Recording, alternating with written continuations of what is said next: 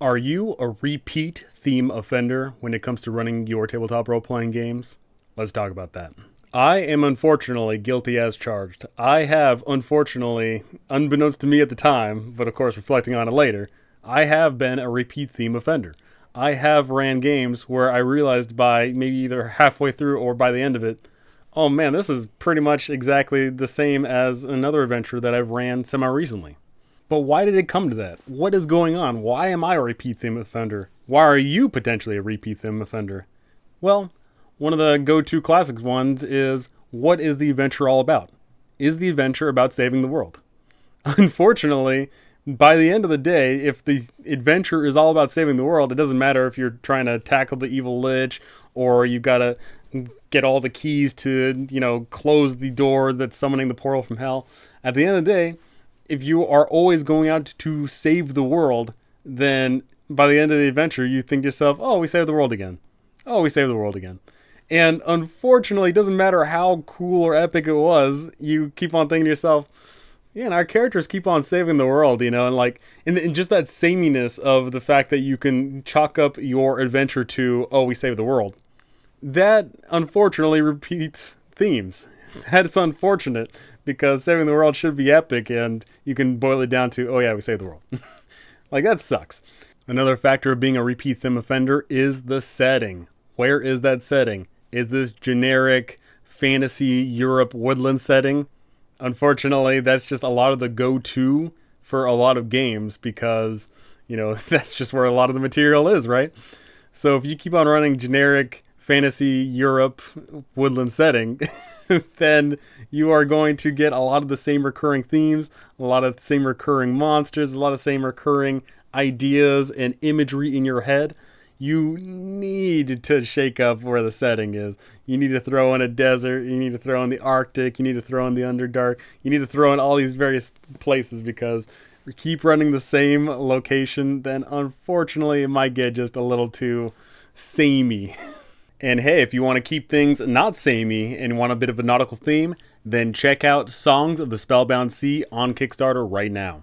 Songs of the Spellbound Sea introduces us to 3 new classes, dozens of subclasses, hundreds of new spells, new monsters, new locations, new seafaring rules, and a whole bunch of things to really get you into the mindset and feel of this locale and theme. There's tons of great things to check out with this Kickstarter, so if you want to feel a little bit nautical and answer the siren's call for adventure, then definitely check this one out. Link in the description down below. Encompassing both the adventure style of what is the adventure all about and the location, another big aspect is mechanics. What mechanics are involved in your play? Exploring around in fantasy Europe woodland setting is going to have a different feel than exploring around terrible, nasty, sandstormy desert if there are different mechanics in play. But if there are no differences in mechanics at all whatsoever, if there's no sort of mechanics for moving around in the desert, for exploring, for, tackling all the nasty things that are going on in the desert, then it doesn't matter that you are in a different setting if there is no mechanical input. Your players are going to remember a bit more of the mechanics. They may not remember all the mechanics, but they're definitely going to remember, oh yeah, you remember that one time we got lost in the desert and we had to scrounge around for water and then, oh, we had to shelter underground and da-da-da. They're going to remember those aspects.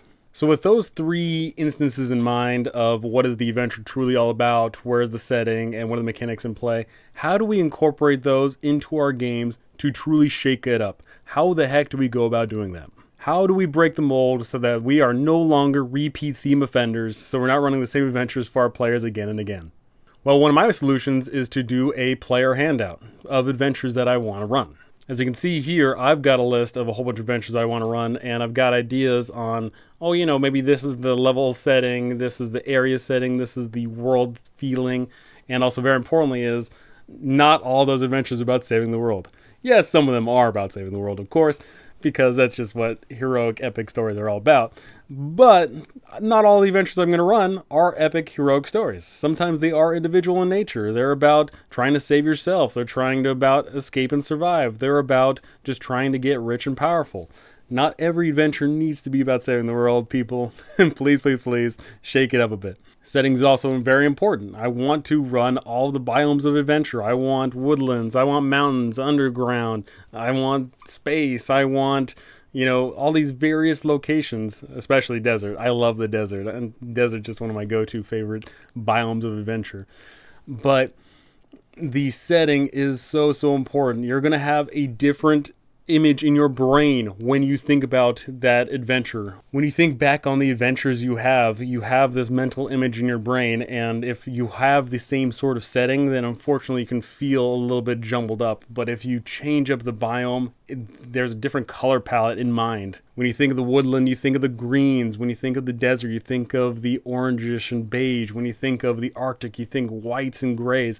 Those evocative colors help shape up the image in my brain of all the awesome adventures I've had in those locations.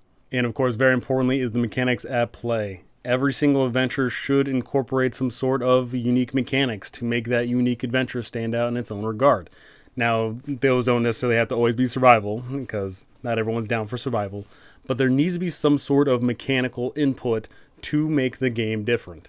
Now, is the mechanical input running a different tabletop role-playing game system? That certainly can be helpful, right? If you run a game using a different system, your players are going to remember it a bit differently, right? If you're running the same one system over and over and over and over and over again, then maybe, unfortunately, then you're going to have that repeat feeling of, oh yeah, I definitely don't remember too much about it because I've ran so many different versions of that same system. So shaking up the TTRPG system really helps out, but even if you're not, then incorporate some homebrew rules there to really help things out. That could be the survival, that could be incorporating in new classes and subclasses that you've come up with that are native to that specific region. That could be new spells, new magic items, new weapons, new something. Make that individual adventure, make that individual location mechanically different, because your players are going to remember those mechanics.